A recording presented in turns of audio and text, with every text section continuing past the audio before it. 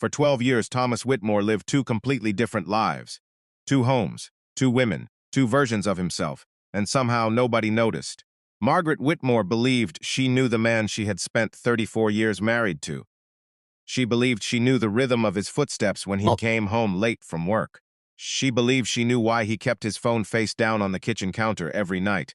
She believed she knew why he sometimes stared out the living room window without speaking for long stretches of time. After decades of marriage, people stop questioning routines. They stop questioning small changes. Love becomes structure. Habit becomes trust.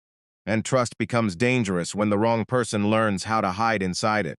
At exactly 5:12 that morning, while rain crashed against the windows of their Connecticut home, Margaret sat alone at the kitchen table, holding a cup of coffee that had already gone cold. In front of her sat an envelope marked Annual Banking Summary. It looked ordinary, boring even, the kind of document most people glance through once before throwing into a drawer. But buried halfway down the final page was a transaction Margaret did not recognize. A monthly transfer, $2,300, sent to the same account every second Friday for nearly 12 years. And in that moment, without fully understanding why, Margaret felt something inside her shift. Because people know when something is wrong long before they admit it to themselves. Sometimes the body recognizes betrayal before the mind can explain it. Before we go deeper into this story, let us in the comments where you're watching from. We'd love to hear from you. And don't forget to hit that subscribe button so you never miss any of our upcoming videos. Margaret stared at the number again and again, hoping repetition would somehow change what she was seeing. But the transaction stayed there, cold and undeniable. At first, she assumed it had to be fraud. Thomas handled all of their finances. He always had. Early in their marriage, he convinced her it made more sense that way. He worked in financial consulting. Numbers were his world. Margaret trusted him completely because that was what marriage was supposed to be. Their friends used to joke that Thomas Whitmore was the kind of husband every woman hoped to find. Reliable, calm, responsible. He coached their son's baseball team when the kids were younger. He volunteered during church fundraisers. He remembered birthdays. He opened doors. He sent flowers on anniversaries. The man knew exactly how to appear dependable because he had spent years perfecting the image. Margaret wanted to believe there was an explanation, a business investment, a forgotten account, maybe a payment connected to one of Thomas's clients. But something about the consistency unsettled her. Every second Friday. The exact same amount. 12 years without interruption. That was not random. That was routine. And you reveal people more honestly than words ever can. The storms outside grew heavier as Margaret pulled more papers from the envelope. Additional statements. Retirement summaries. Tax breakdowns. At some point, she stopped sipping her coffee altogether. Her attention locked onto the account number receiving the transfers. The last 4 digits repeated across every year. 4,421, over and over again. She checked older statements and realized the amount had slowly increased over time. It started at $800 a month 12 years earlier, then $1,200, then $1,600, eventually $2,300. Whatever Thomas was paying for had become more expensive over the years. Or more important. Margaret's breathing slowed when she noticed something else. Some of the transfers were labeled under consulting expenses, while others appeared under charitable contributions. Different descriptions for the same account. Thomas had intentionally hidden the payments in places she would overlook. That realization hurt more than the money itself, because deception that lasts 12 years is never accidental. It requires patience, planning, practice. Every lie must connect perfectly to the next one. Every detail must be rehearsed. Every excuse must arrive before suspicion has time to grow. Thomas had not been surviving close calls for 12 years. He had been controlling the entire narrative. As daylight slowly entered the kitchen, Margaret found herself remembering moments she had ignored for years. Thomas leaving every second Thursday evening, claiming he had overnight client meetings in Boston. The way he sometimes returned home, wearing different clothes than the ones he packed. The phone calls he used to take outside on the back porch late at night. The sudden habit of locking his office door. At the time, each detail felt too small to matter. But betrayal is rarely discovered through one massive mistake. It reveals itself through tiny cracks that finally connect together. Margaret walked into Thomas's office just after 6 that morning. This room smelled faintly of his cologne and old paper. Everything looked perfectly organized. framed certificates, leather notebooks, tax folders lined up alphabetically on shelves. Thomas believed organization made him untouchable. People trust orderly men. Margaret slowly opened the bottom desk drawer and found an old receipt tucked beneath a folder of insurance documents. It was from a restaurant in Seattle dated 9 years earlier. Thomas had told her he spent that weekend attending a funeral in Chicago. Margaret remembered because she sent flowers to the grieving family. Except now she realized there had never been a grieving family at all. There is a specific kind of pain that comes from realizing your memories have been altered by someone else's lies. Margaret sat on the office floor holding the receipt while scenes from her marriage replayed differently in her mind. Every business trip suddenly looked suspicious. Every late arrival carried new meaning. Every apology sounded rehearsed. The frightening thing about long-term deception is how it changes the past itself. Nothing feels reliable anymore. Not anniversaries, not vacations, not conversations held years ago. Once trust breaks, the brain starts reopening every locked door searching for the moment it all began. Margaret wanted to confront Thomas immediately, but fear stopped her. Not fear of anger, fear of confirmation, because as long as she stayed silent, part of her could still pretend she was wrong. But deep down she already knew the truth waiting ahead would destroy her life exactly as she knew it. And somewhere, in another city Margaret had never seen, another woman was waking up believing Thomas Whitmore belonged only to her. Margaret did not confront Thomas that morning. Instead, she did something far more dangerous. She stayed quiet. People imagine betrayal explodes instantly, but in reality, most marriages collapse silently first. Margaret made breakfast exactly the way she always did. Eggs for Thomas. Wheat toast lightly burnt because that was how he liked it. She watched him walk into the kitchen, wearing the same gray robe he had worn for years, completely unaware that the foundation beneath his life had already begun to crack. Thomas kissed her forehead casually and poured himself coffee while talking about a client meeting scheduled later that afternoon. Margaret stared at him the entire time, trying to reconcile the man sitting in front of her with the man hidden inside those bank statements. It felt impossible that someone could lie for 12 years and still sound so normal discussing traffic, weather, and grocery lists. That was the part nobody prepares you for. Real deception rarely looks dramatic. The most convincing liars understand that normalcy is protection. The calmer they appear, the safer their secrets remain. As Thomas spoke, Margaret noticed details she had overlooked for years. He never answered questions immediately anymore. There was always a pause first, as though every sentence needed approval from somewhere deeper inside him. Even his smiles looked measured now. Controlled. Calculated. She asked casually how long the Boston trip would last that week, and for the briefest second, Thomas froze. It lasted less than a heartbeat, but Margaret saw it clearly because once suspicion enters a relationship, every expression becomes evidence. Thomas recovered quickly and said he would return Saturday afternoon. Then he asked why she looked tired. Margaret almost laughed at the cruelty of the question. Instead, she told him she hadn't slept well. Thomas nodded sympathetically before reminding her to transfer money into their joint savings account later that evening. Margaret felt physically sick hearing him say the word joint. There was nothing joint about their lives anymore. Somewhere out there existed another version of Thomas Whitmore, another kitchen, another woman listening to his voice soften into comfort, another family built carefully behind Margaret's back.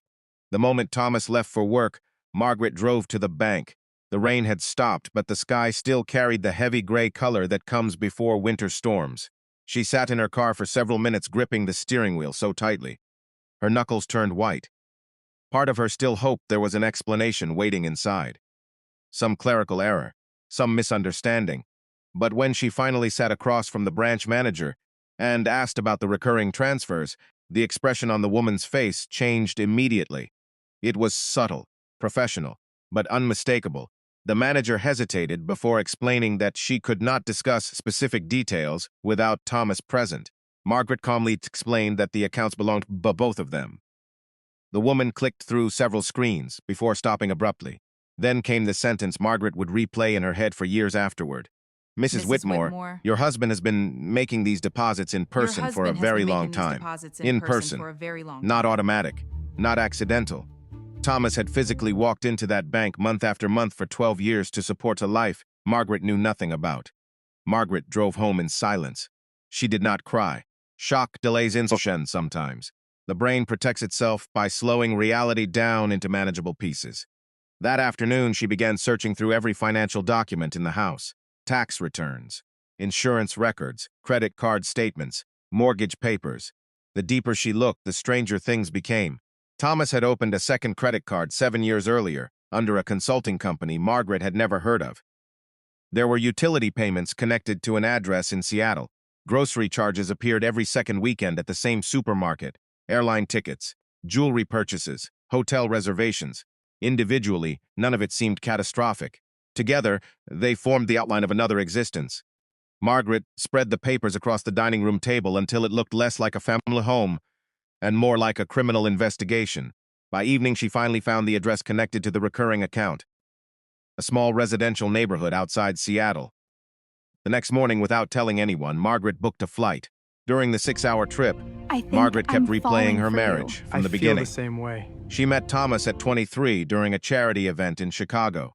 He was charming without trying too hard, confident without arrogance. At least that was how she remembered him. He used to leave handwritten notes in her purse before work. He once drove through a snowstorm just to bring her medicine when she got sick during their engagement. Their friends envied them for years, because Thomas always knew how to perform devotion publicly. Looking back now, Margaret realized performance had always been his greatest talent. Even their arguments followed a pattern. Thomas never yelled, never slammed doors. He preferred softer manipulation, confusion, redirection.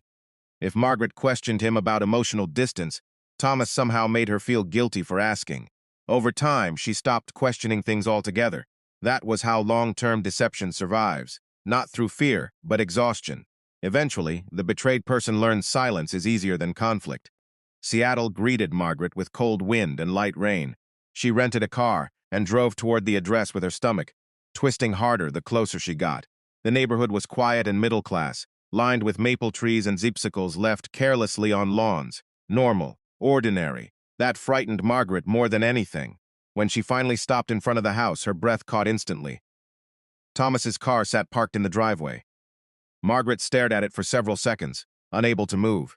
Then the front door opened. A little girl around 8 years old ran outside laughing loudly before throwing herself into Thomas's arms. Margaret felt her entire body go numb. Thomas lifted the child effortlessly and kissed the top of her head, while another child appeared behind him holding a soccer ball. Moments later, a woman stepped onto the porch, smiling warmly at him. Vanessa Reed. Margaret did not know her name yet, but she would never forget the way Vanessa looked at Thomas. Safe, loved, certain. The same way Margaret herself had looked at him for decades. Margaret drove away before anyone noticed her. She pulled into an empty parking lot nearly 10 minutes later and finally broke apart. Not the dramatic kind of crying shown in movies. This was quieter, more frightening, the kind that leaves people unable to breathe correctly. For 34 years, Margaret believed she understood the shape of her life. In less than 48 hours, everything had become unrecognizable. Thomas did not just have an affair, he had children. Another home. Another woman building memories alongside him, while Margaret waited alone through fake business trips and rehearsed apologies. 12 years, 12 birthdays, 12 Christmas mornings, 12 anniversaries built on lies. Margaret realized then that Thomas had not simply betrayed her emotionally. He had divided his soul into separate worlds and expected both to survive forever. That night, Margaret checked into a hotel and barely slept. Around midnight, curiosity overcame grief. She searched Vanessa Reed online and discovered dozens of photographs stretching back years. Family vacations, school events, holiday dinners. In every image, Thomas appeared relaxed in a way Margaret had not seen in years. But the detail that shattered her completely was the captions. Vanessa openly referred to Thomas as her husband. Friends commented beneath photos calling them a beautiful couple. Nobody in Vanessa's world knew Margaret existed. Thomas had not been maintaining a secret affair. He had constructed two entirely independent realities, each believing the other was fiction. The following morning, Margaret hired a private investigator named Richard Cole. He had spent 20 years handling infidelity cases and recognized the pattern immediately. During their first meeting, he told Margaret something she would never forget. Men who cheat for a night are careless. Men who cheat for 12 years become architects. Over the next several weeks, Richard uncovered more than Margaret imagined possible. Thomas had created a shell consulting company to move money unnoticed between accounts. He rented the Seattle property under corporate paperwork, connected to fake business expenses. He carried a second phone registered under another name. Even more disturbing, Thomas had taken loans against retirement funds to sustain both households simultaneously. The deeper Richard investigated, the clearer the truth became.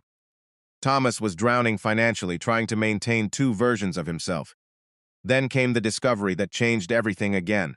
Vanessa Reed believed Thomas had divorced Margaret 10 years earlier. According to Vanessa, Thomas described Margaret as emotionally unstable and controlling. He claimed they remained tied together temporarily because of shared investments. Margaret listened in stunned silence during her first phone conversation with Vanessa. Neither woman sounded angry at first, only exhausted, confused. Both had spent years living inside stories Thomas carefully designed for them. Vanessa cried when Margaret revealed she was still legally married to Thomas and living with him full-time in Connecticut. "That's impossible," Vanessa whispered repeatedly. But it was not impossible. It was Thomas Whitmore. Weeks later, Margaret and Vanessa finally met face-to-face in Seattle. Neither woman knew exactly what to expect. Society teaches women to blame each other for betrayal, but sitting across from Vanessa, Margaret saw another victim instead. Vanessa showed her photographs of birthdays Thomas attended, while claiming he was traveling for work. She showed Christmas videos where Thomas played the role of devoted father, beside children who adored him completely. Margaret felt physically ill when she realized Thomas missed their daughter Caroline's college graduation to attend one of those birthday parties. The excuses suddenly made sense. Every missing weekend, every canceled plan, every unexplained absence. Thomas had not been escaping responsibility. He had been switching families. But even after all of that, Thomas still had one final betrayal waiting. Richard eventually uncovered financial records proving Thomas had secretly changed his life insurance beneficiary 8 years earlier. Not to his children, not to Margaret, to Vanessa. By then, the debt attached to Thomas's double life had become catastrophic. Mortgage loans, hidden credit cards, retirement withdrawals. He had quietly destroyed nearly every financial safeguard Margaret believed protected their future. When she confronted him weeks later in a quiet restaurant outside Hartford, Thomas finally broke down. He admitted he never intended to leave either woman. He claimed he loved them both differently, and believed he could maintain the balance forever. Margaret stared at him across the table, realizing the man she married no longer existed, if he ever truly had. The divorce that followed destroyed Thomas socially and financially. Clients abandoned him. Friends disappeared. Even his children struggled to speak to him afterward, because betrayal on that scale changes how people sees everything connected to you. Vanessa eventually left him too after realizing years of her own life had been built on manipulation. Thomas Whitmore ended up alone in a small apartment outside Chicago with debts he could barely manage and a family that no longer trusted him. Margaret sold the Connecticut home and moved into a smaller place closer to her daughter. Recovery took years. Some wounds do, but slowly she rebuilt herself piece by piece, learning how to exist outside the shadow of someone else's lies. And maybe that is the most frightening part of stories like this. Betrayal rarely begins with dramatic moments. It begins quietly, a delayed text message, a hidden receipt, a strange bank transfer buried among ordinary expenses. Tiny details most people ignore because love teaches us to trust before question. Thomas Whitmore believed his greatest strength was his ability to deceive two families at once. But in the end, after 12 years of carefully constructed lies, it was not a private investigator or a confession that exposed him. It was a bank statement sitting quietly on a kitchen table at 5:12 in the morning, while a woman who trusted him completely fussily decided to look closer. In the months after the divorce, Margaret discovered something nobody talks about when long marriages collapse. The betrayal does not end when the truth comes out. In many ways, that is when it truly begins. Every morning became a confrontation with memories she could no longer trust. She would walk past the hallway photographs in her new home and suddenly wonder where Thomas had really been the day those pictures were taken. She would remember anniversaries, vacations, hospital visits, family dinners, and each memory now carried a second invisible version underneath it. That was the real damage Thomas left behind. Not only heartbreak, but uncertainty. He had contaminated the past itself. Even happy moments felt stolen because somewhere in the middle of them, another woman and 2 other children existed without Margaret ever knowing. There were nights she stayed awake until sunrise replaying conversations from 15 years earlier, trying to identify the exact moment her marriage stopped being real. But that answer never came because lies like Thomas's do not arrive all at once. They grow slowly inside routines until deception becomes ordinary. Thomas attempted several times to reconnect with Margaret after the divorce was finalized. At first, he sent long emails filled with apologies and explanations. He claimed he had never planned for things to go this far. He blamed fear, loneliness, pressure, midlife confusion. But Margaret eventually realized something important about people like Thomas. They often mistake regret for accountability. Thomas regretted losing control of his carefully balanced worlds. He regretted exposure. He regretted consequences. But genuine accountability requires honesty, and honesty was the one thing Thomas had avoided for most of his adult life. During one phone call months later, Thomas admitted something that haunted Margaret long after the conversation ended. He said maintaining two families became easier over time because eventually he stopped seeing either life as fully real. He moved between identities so often that each version of himself felt temporary. In Connecticut, he became dependable husband Thomas Whitmore. In Seattle, he became devoted partner and father. And somewhere between those roles, the real man disappeared completely. Vanessa struggled differently after the truth surfaced. Unlike Margaret, she had not lost a 34-year marriage, but she lost something equally devastating. She lost the future she believed was waiting for her. For over a decade, Vanessa thought she was building a life with a man who planned to marry her openly someday. She defended Thomas whenever friends questioned why he traveled so frequently or avoided certain social events. She believed his stories because love makes people protect the reality they want to exist. The hardest moment came when Vanessa had to explain everything to her children. For years, they knew Thomas simply as Dad. Suddenly, they were old enough to understand that their entire family existed inside secrecy. One night, Vanessa's son asked her whether Thomas loved Margaret more because she was the real wife. Vanessa later admitted that question broke something inside her permanently, because she did not know how to answer. Betrayal always spreads outward. It reaches children, friendships, holidays, identities. It changes how people understand themselves. Margaret's daughter Caroline struggled with anger long after everyone else appeared ready to move forward. She could forgive many things, but not the years Thomas stole from their family, through absence disguised as responsibility. Carol remembered waiting for her father at school performances, where he never arrived because of another emergency business trip. She remembered birthdays cut short by sudden phone calls. She remembered how her mother defended Thomas constantly, even when disappointment became routine. Looking back now, Caroline realized Margaret had spent years carrying emotional weight Thomas created without understanding why she always felt exhausted. During one emotional conversation with her mother, Caroline admitted she no longer knew which memories involving her father were genuine. Margaret understood exactly what she meant because that confusion had become the defining emotion of all their lives. Once trust collapses completely, certainty disappears with it. The financial aftermath lasted years. Thomas's hidden debts forced Margaret to postpone retirement indefinitely. She returned to counseling work part-time, despite originally planning to stop years earlier. At first, she felt embarrassed discussing her situation publicly. There is still shame attached to being deceived, especially for women who spent decades believing they had stable marriages. But eventually, Margaret began speaking honestly about what happened, quietly at first, then more openly. To her surprise, women started telling her their own stories. Some discovered hidden gambling addictions. Others uncovered affairs lasting years.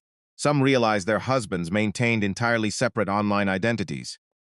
Margaret noticed the same sentence appearing repeatedly in nearly every conversation. I thought I was the only one.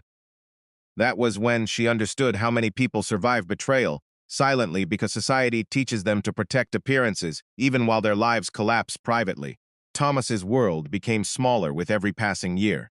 Several longtime clients sued him after learning he used business accounts to hide personal expenses connected to his second life. Friends stopped returning calls. Former colleagues distanced themselves completely. The church where he once volunteered quietly removed him from leadership roles after details of the scandal spread publicly. People often imagine exposure creates instant justice, but reality is less dramatic. Thomas did not become a monster overnight in the eyes of everyone around him. Some people defended him. Some blamed Margaret for not noticing sooner. Others insisted the situation was complicated. That frustrated Margaret deeply, because there was nothing complicated about deliberate deception lasting 12 years. Thomas made thousands of individual choices to protect his lies. Thousands. Every fake meeting, every hidden payment, every invented excuse. Betrayal on that scale requires commitment. One winter evening nearly 3 years after the divorce, Margaret received an unexpected phone call from Thomas. His voice sounded weaker than she remembered. Older. Slower. He told her he had recently suffered a mild heart attack and spent several nights alone in the hospital. During that conversation, Thomas admitted something he had never fully acknowledged before. He said the worst part of losing everything was realizing he no longer knew which version of himself had been real: the successful husband, the devoted father, the provider, the liar. Maintaining separate lives for so long eventually erased his ability to recognize his own identity. Margaret listened quietly without interruption. Then she said something simple that stayed with Thomas afterward. "You spent 12 years trying to avoid losing people, and in the end you lost everyone anyway." Thomas began crying softly, but Margaret felt no satisfaction hearing it. Some pain arrives too late to repair anything. Over time, Margaret rebuilt her life carefully. She started traveling with friends she neglected during her marriage. She redecorated her small home exactly the way she wanted without considering anyone else's preferences for the first time in decades. She joined support groups for women recovering from financial and emotional betrayal. Slowly, she rediscovered parts of herself buried beneath years of compromise and confusion. Healing did not happen dramatically. There was no single triumphant moment where everything suddenly felt okay again. Recovery came quietly through ordinary things: peaceful mornings, honest conversations, nights without anxiety, trusting her own instincts again. Margaret eventually understood something that changed her perspective completely. Thomas's decision said more about his emptiness than her worth. People capable of maintaining lies for 12 years are often chasing validation they cannot create internally. No amount of attention, affection, or loyalty from others ever becomes enough because the problem exists within them. Years later, Caroline asked her mother whether she regretted marrying Thomas at all. Margaret thought about the question carefully before answering.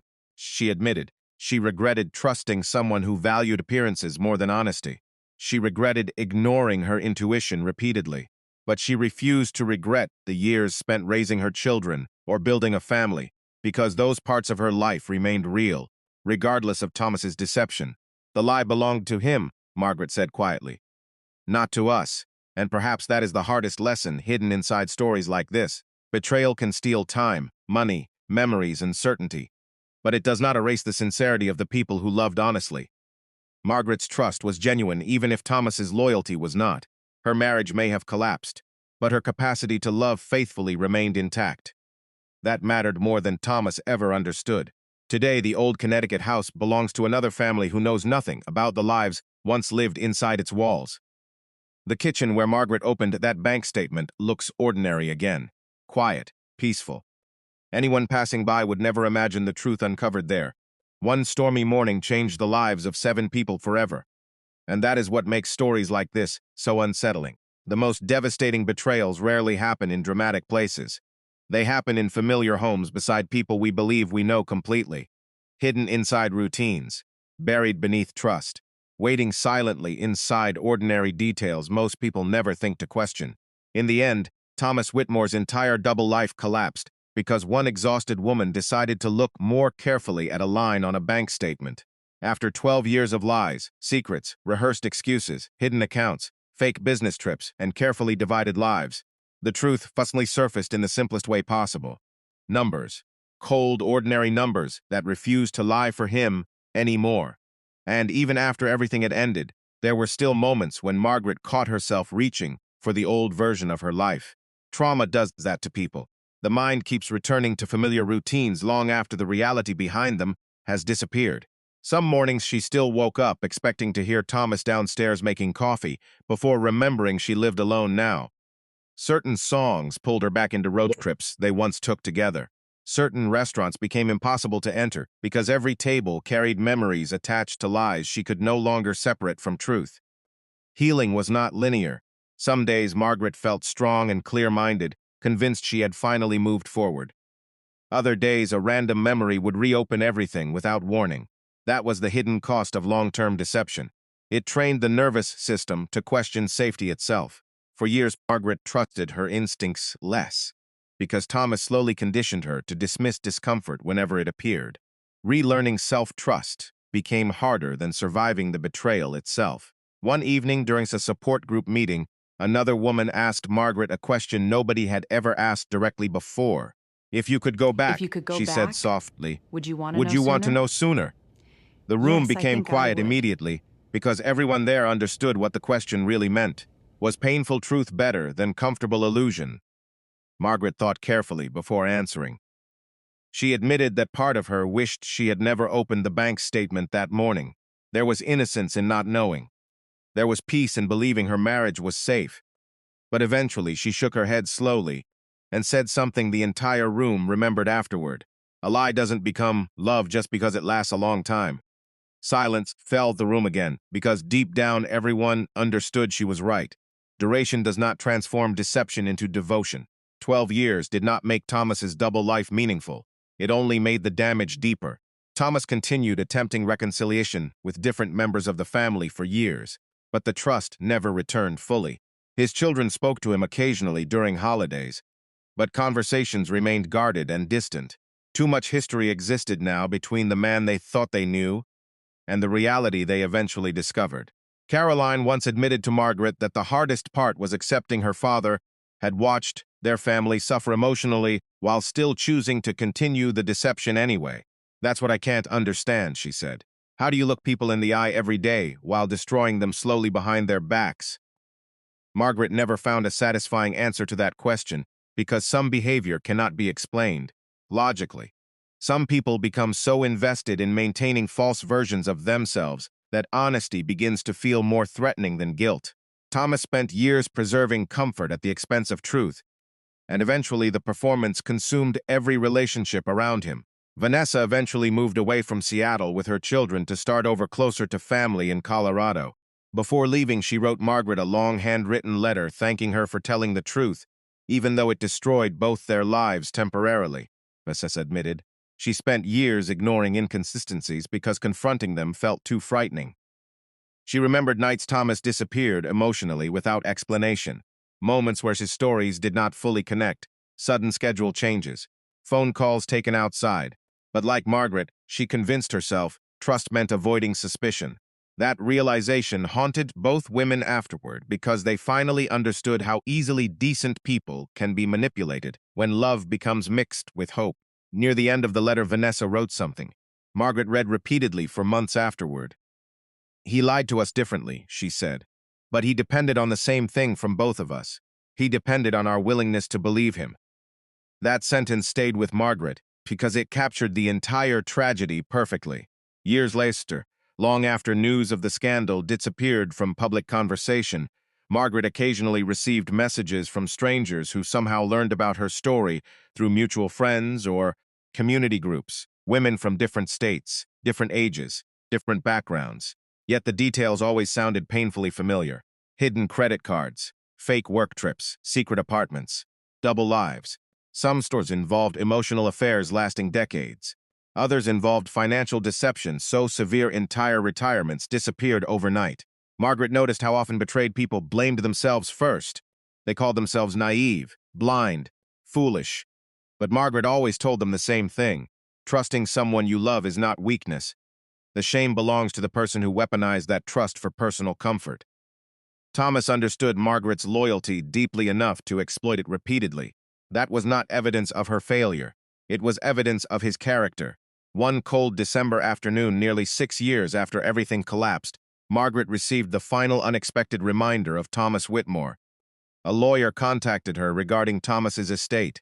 He had died alone from another heart attack inside a small apartment outside Chicago. Few people attended the funeral. Most relationships connected to his life had faded long before his death. The lawyer explained that Thomas left behind handwritten letters addressed to several family members, including Margaret. At first, she considered throwing the letter away unopened, but curiosity eventually overcame resistance. Inside, Thomas admitted he had spent the final years of his life replaying the choices that destroyed his family. He wrote about loneliness constantly, about regret, about realizing too late that maintaining two separate worlds prevented him from ever truly belonging in either one. One sentence stood out above everything else. "I spent my whole life trying not to disappoint anyone," he wrote, "and ended up becoming the greatest disappointment to everyone who loved me." Margaret folded the letter carefully and placed it back, inside the envelope. Then she sat quietly for a long time staring out the window as snow began falling across the street outside her home. But surprisingly, she did not cry, because by then, Thomas Whitmore no longer controlled the emotional center of her life. The grief had changed shape over the years. It became less about losing him and more about understanding herself. Margaret finally recognized how much of her identity had once been dependent on preserving a marriage at all costs. After the betrayal, she learned something painful but freeing. Love without honesty eventually becomes performance. Real intimacy cannot survive where truth is constantly edited for convenience. Thomas spent 12 years managing appearances, while Margaret spent those same years offering genuine loyalty to someone incapable of returning it honestly. That imbalance destroyed him long before it destroyed her. Today, Margaret lives quietly near the coast in a smaller home, filled with things chosen entirely for herself. She reads often, travels occasionally, volunteers twice a week helping women recovering from emotional and financial abuse. Some evenings she sits on the back porch listening to the ocean and thinking about how close she came to living the rest of her life, inside a carefully constructed illusion. Sometimes she still wonders how many other people are unknowingly sharing their lives with strangers wearing familiar faces, because that is the uncomfortable truth hidden beneath stories like this. The most dangerous deception is rarely loud. It survives through consistency, through routine, through the simple assumption that people we love must surely be telling us the truth. And maybe that is why this story continues affecting so many people long after hearing it. It forces an unsettling question into the minds of everyone watching. How well do we truly know the people closest to us? How many warning signs do we ignore because confronting them might change everything? Thomas Whitmore believed intelligence and careful planning would protect his secrets forever. For 12 years, he manipulated schedules, finances, emotions, and entire families with terrifying precision. But in the end, the thing that destroyed his double life was not sophisticated investigation or dramatic confession. It was one exhausted woman sitting alone in her kitchen at 5:12 in the morning, deciding, for the very first time in decades, to look closely at something she once trusted without question. And that single decision changed everything forever. If this story affected you, let us know your thoughts in the comment box below. Could you ever forgive betrayal this deep? Would you have noticed the warning signs earlier? And if you think this story was shocking, wait until you hear about the woman who discovered her husband's second family while planning his funeral. Don't forget to subscribe and turn on notifications so you never miss our next story.